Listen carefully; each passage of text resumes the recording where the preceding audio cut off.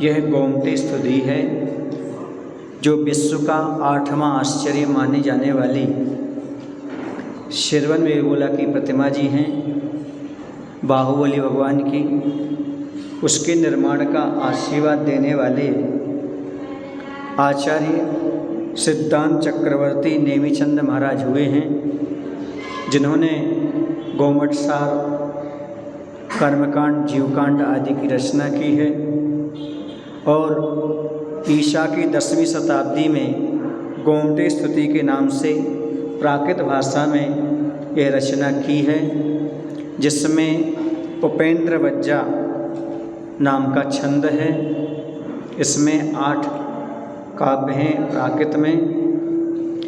हम इसको प्रारंभ करते हैं। विसट्ट कंदोत दलानुयारम सोलोयनम चंद समान तुंडम घोनाजियम चंपय पुफ्फो सोहम तम गुम्मटेशम पड़माभिनिच्यम। गोमटेशम विषट्टिकंडोत्तदलानुयारम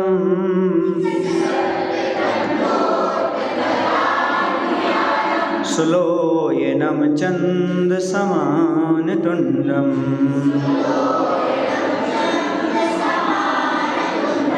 घोनाजियम चंपय पोप्य सोहम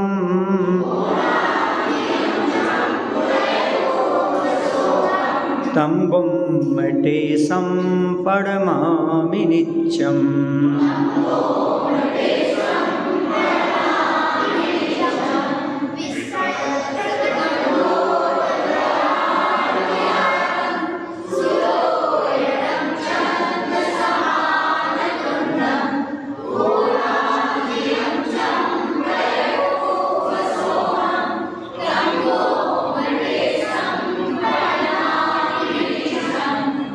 पुनः ध्यान दें, विसट्ट नहीं लिखा, विसट्ट, विसट्ट नहीं, विसट्ट।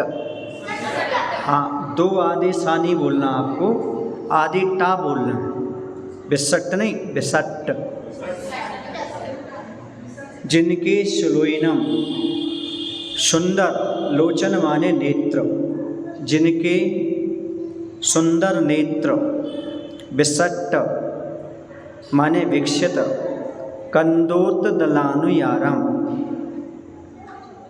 कंदोत माने नील कमल के, दलानुयारम दल यानी भीतरी भाग का अनुसरण करने वाली हैं। टुंडम, टुंडम माने होता है मुख। चंद्र समान, चंद्रमा के समान सौम्य है। तथा चंपय, चंपक पुष्प की शोभा को, पुप्पशोहम, शोभा को जिनकी घोनाजियम यानी नासिका ने जीत लिया है।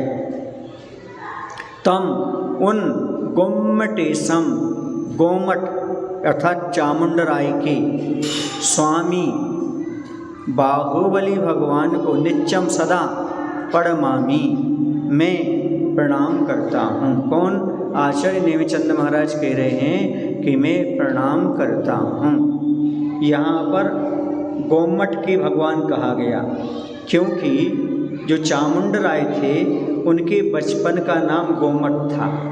क्या था? गोमट था। इसलिए उनके ईश्वर गोमटेश्वर हो गए। गोमट के ईश्वर कौन हो गए? गोमटेश्वर।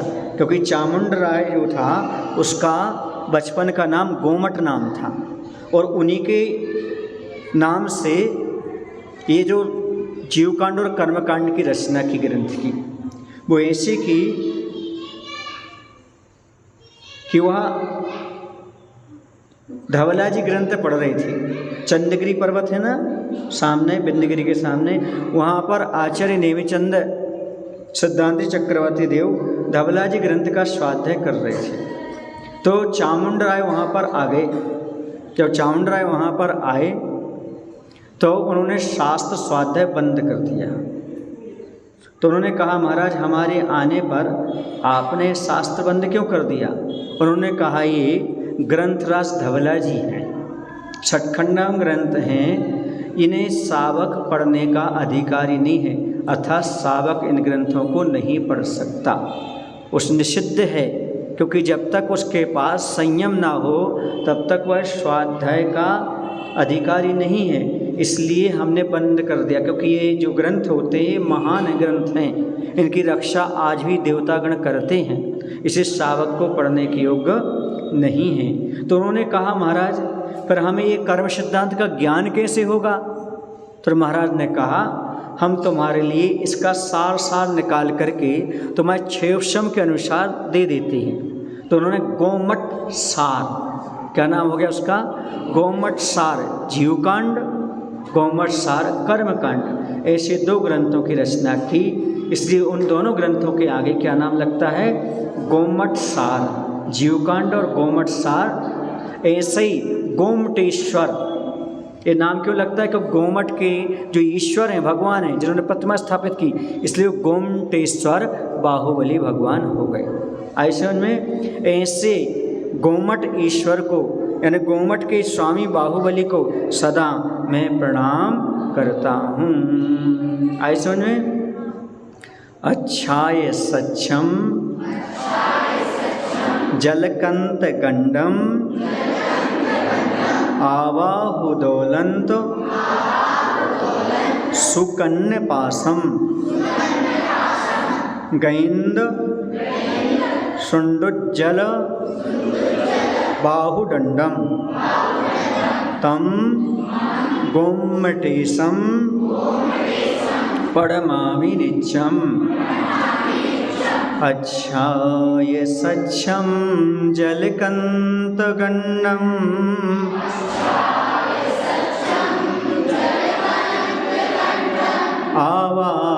आवाहुदोलंत सुकन्य पासम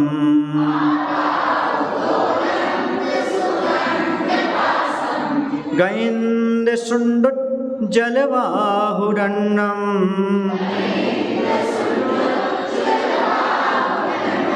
तम गोमटेशम पढ़मामि नित्यम।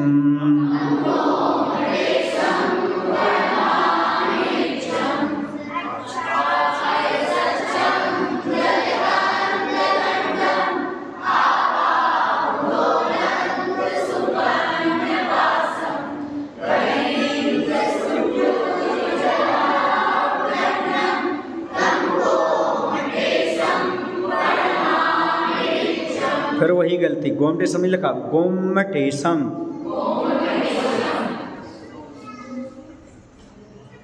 देख के पढ़ने से ही शुद्ध आता है, जो अपने को मन में रटा है उससे नहीं होता है।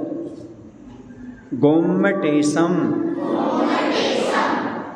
अर्थ ये हुआ जिनके गंडम, गंड माने होता है गाल, कपोल, कपोल कह लो, गाल कह लो, जलकंत जल के समान स्वच्छ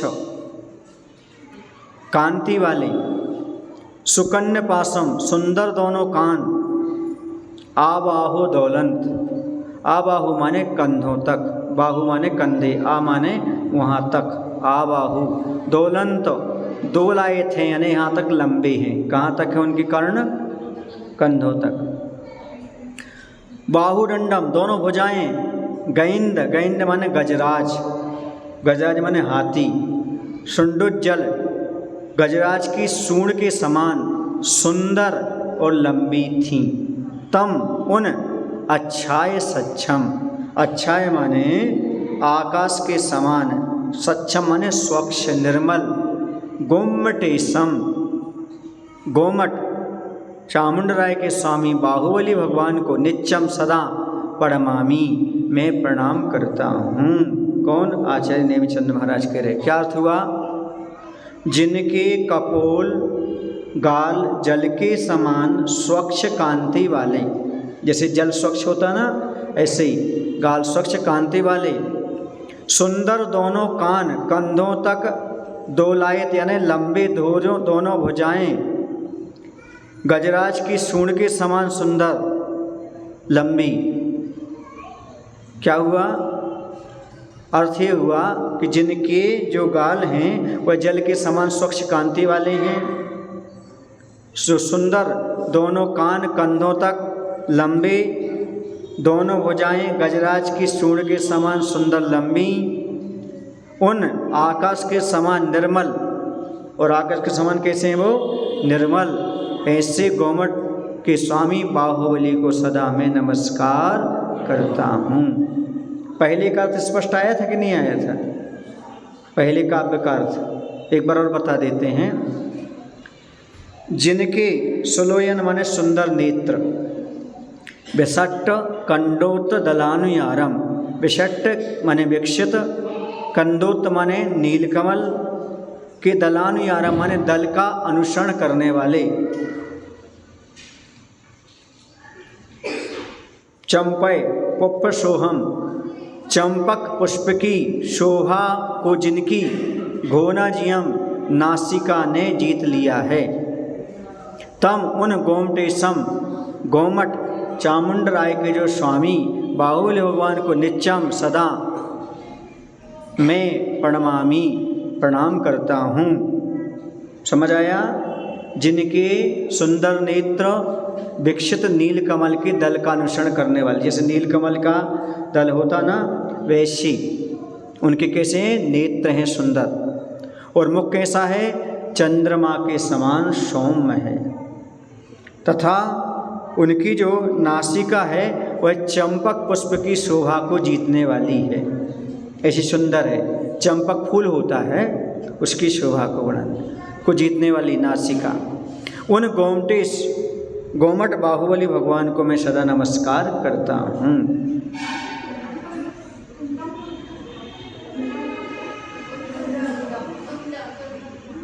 टुंडम, टुंड मन मुख, पूरा मुख, टुंड मन मुख, चंद्र समान, चंद्रमा के समान सौम्य है। कैसा है? हाँ, तो ऐसे गोमटेश बाहुबली की स्तुति में दो छंद हमने उपेंद्र वज्जा छंद में है उनको पढ़ा। बोले गोमटेश बाहुबली भगवान की जय। आचार्य विद्यासागर जी महाराज जी की